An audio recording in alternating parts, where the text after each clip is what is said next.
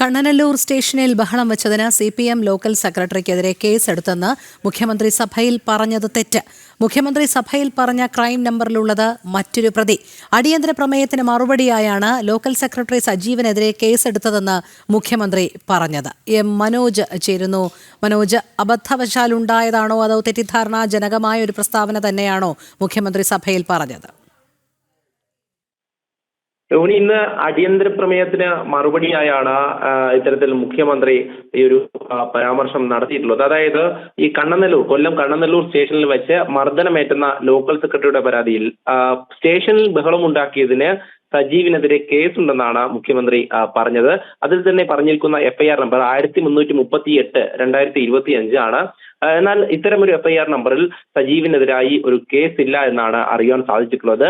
ഇതുമായി ബന്ധപ്പെട്ട ആ പ്രതിയുടെ പേര് വിനോദാണ്. ഈ FIR നമ്പർ പരിശോധിക്കുമ്പോൾ മനസ്സിലാകുന്നത്. എന്തായാലും മുഖ്യമന്ത്രിയുടെ ഓഫീസിൽ നിന്നും തെറ്റായ വിവരം നൽകിയിട്ടുണ്ട് എന്നുള്ളതാണ് നമുക്ക് ലഭിക്കുന്ന സൂചന.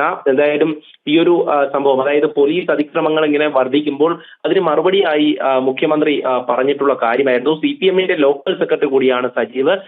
ഇതിനു മുമ്പ് തന്നെ ഈ പരാതിയുമായി മാധ്യമങ്ങളടക്കം സമീപിച്ചിരുന്നു, പരസ്യ പ്രതികരണങ്ങൾ നടത്തിയിരുന്നു. എന്നാൽ പരസ്യ പ്രതികരണങ്ങൾ നടത്തുമ്പോൾ തന്നെ പാർട്ടി അത് വേണ്ട എന്ന് ആവശ്യപ്പെടുകയും പിന്നീട് അദ്ദേഹം മറ്റ് നിയമപരമായിട്ടുള്ള കാര്യങ്ങളുമായി മുന്നോട്ട് പോവുകയുമായിരുന്നു. ചാത്തന്നൂർ ACP അദ്ദേഹം നേരിൽ കണ്ട് പരാതി കൊടുത്തിരുന്നു. കണ്ണനല്ലൂർ SHO ആയിട്ടുള്ള ആൻഡ്രൻ തോമസിനെതിരെയാണ് അദ്ദേഹം പരാതി നൽകിയത്. അതായത് ഒരു കുടുംബ പ്രശ്നത്തിന് മധ്യസ്ഥ ചർച്ചയ്ക്ക് പോയിരുന്ന സംഭവവുമായി ബന്ധപ്പെട്ട് ഈ സ്റ്റേഷനുള്ളിൽ വെച്ച് മർദ്ദിച്ചു എന്നുള്ളതാണ് അദ്ദേഹത്തിന്റെ പരാതി. ഇതേ തുടർന്ന് നിരന്തരമായി CPMന്റെ നേതാക്കളെയും അതോടൊപ്പം തന്നെ ഉന്നത ഉദ്യോഗസ്ഥരെയും ഇക്കാര്യം അറിയിച്ചിരുന്നു.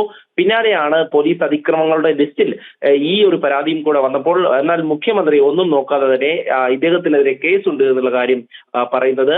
എന്തായാലും ഈ പറഞ്ഞിരിക്കുന്ന FIR നമ്പറിൽ അദ്ദേഹത്തിന്റെ പേരിൽ കേസില്ല എന്നുള്ളതാണ് അടിസ്ഥാന വിരുദ്ധമായിട്ടുള്ള കാര്യമാണ് ഈ ഒരു FIR നമ്പറിലൂടെ പറഞ്ഞിട്ടുള്ളത്.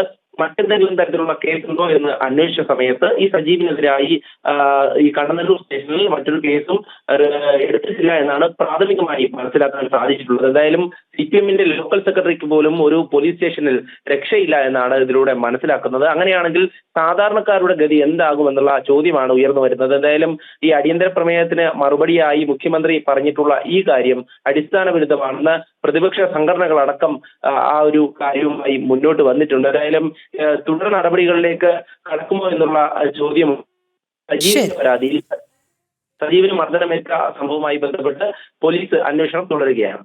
ശരി, മനോജാണ് വിവരങ്ങൾ നൽകിയത്.